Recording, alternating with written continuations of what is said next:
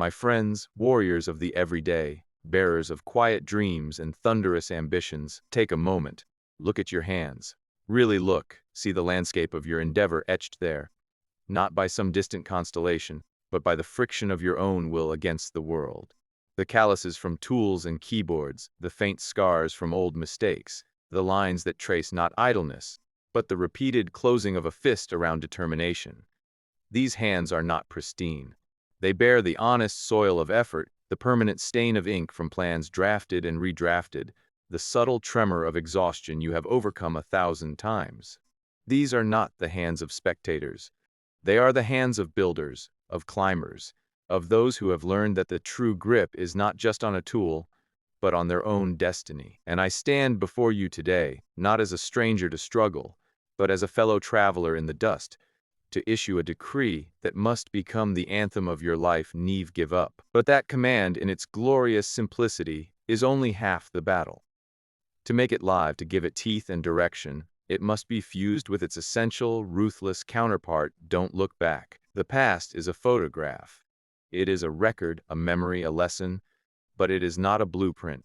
To be hypnotized by the rearview mirror, to stare endlessly at the fading scenery of yesterday, the if-onlys, the closed doors, the bruises on your heart, the applause that has fallen silent, is to condemn yourself to driving in circles. The wake behind your ship is beautiful, turbulent, instructive, but it is gone. The captain's duty, your duty, is to fix eyes on the vast, unsettled, beckoning sea ahead. The horizon is your only home, yet we speak of the horizon knowing it is not a placid line. It is a gathering place for storms. It conceals mountains that rupture the plains of your plans.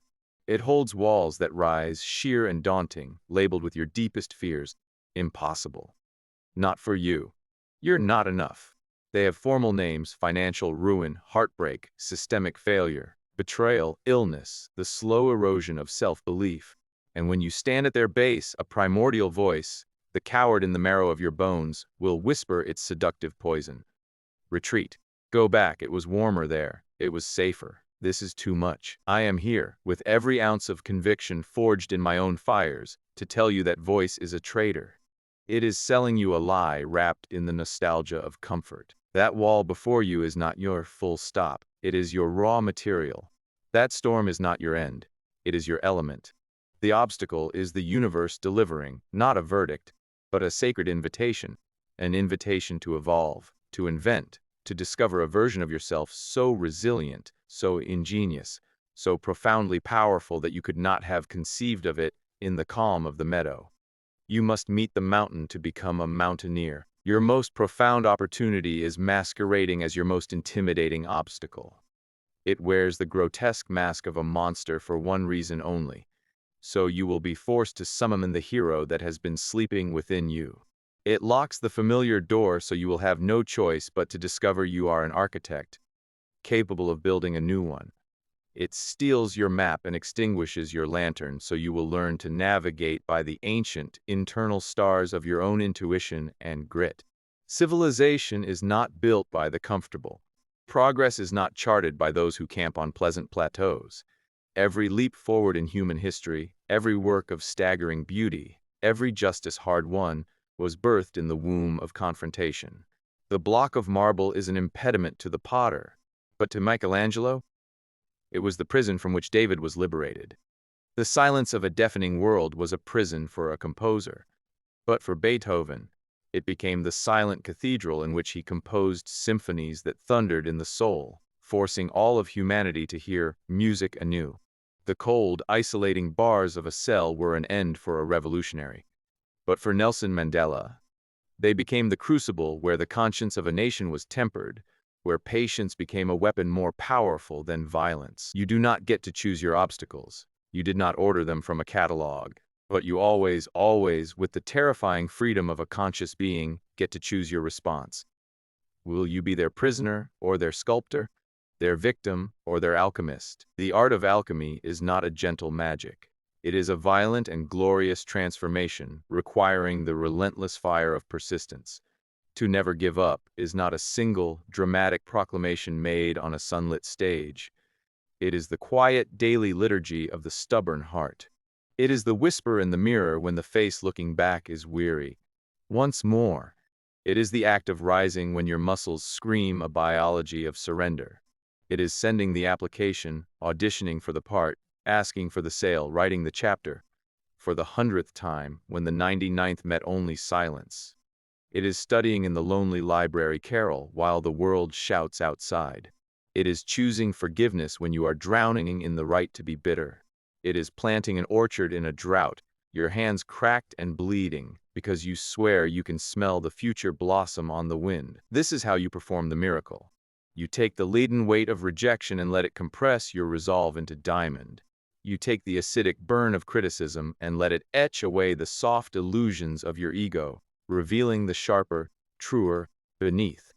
You take the howling, barren wind of failure and let it strip from you every non-essential thing, every vanity, every excuse, every attachment to easy approval, until you stand unadorned and unshakable as your essential self, a being of pure potential, hardened by weather. Do not look back with longing for a past that never was as perfect as memory paints it. Do not look back with the festering poison of regret. If you must glance over your shoulder, let it be only for a moment, to measure the astonishing distance you have traveled, to pay homage to the scars that are now your insignia of honor, and to offer a silent, grateful bow to the obstacles you conquered. They were not your jailers. They were your most demanding senseis, your brutal, unsmiling, most effective teachers. The world sells a seductive mirage, the clean path, the linear ascent, the overnight, viral, frictionless success. It peddles the fantasy of either a gilded past or a future that arrives without a struggle. Urge you, reject that empty fantasy. The magic is in the messy middle. The beauty is in the grind. The struggle is not an inconvenient prelude to your life.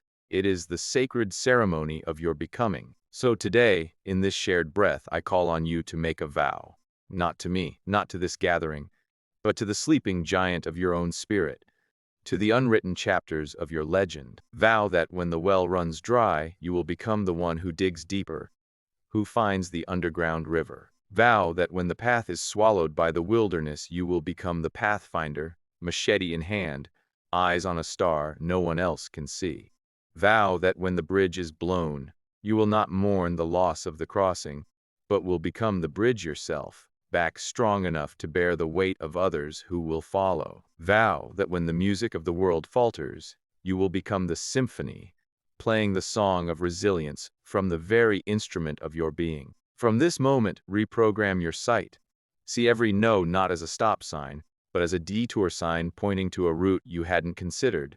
See every closed door not as a rejection, but as a prompt to check the windows, to build a new door, to realize you belong in a different, grander hall altogether. See every ending not as a period, but as a semicolon.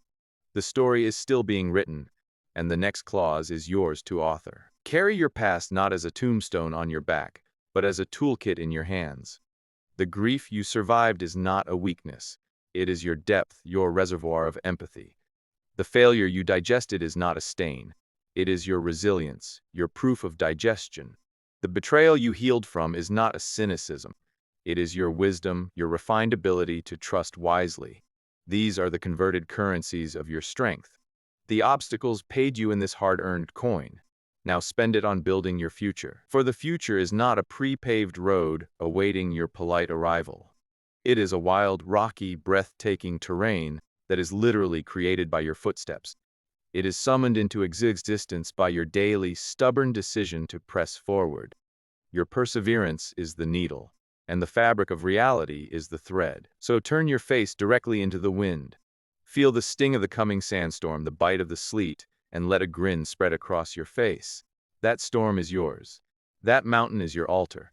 That wall is your canvas. They exist for one reason and one reason only: for you to prove in the sacred, sweaty, gritty crucible of effort what you are truly made of. They are the universe's way of asking the ultimate question: how badly do you want it? And your continued movement, your next breath forward, is the only answer that matters. Never give up. Don't look back. Turn every obstacle into opportunity, every setback into a setup, every ending into a genesis. Now go. Go and build your cathedral from the stones they hurled at you. Forge your sword in the fires they meant to consume you. Write your epic with the pen they tried to break. The world does not need another perfect person. It is bored with the flawless and the effortless. It is waiting, breath held, for the unstoppable one. Look. That unstoppable one is you. Now go. And leave a trail of transformed obstacles in your wake, a monument to the power of a human spirit that chose again and again to say, I am not done. This is not the end. This is where I begin.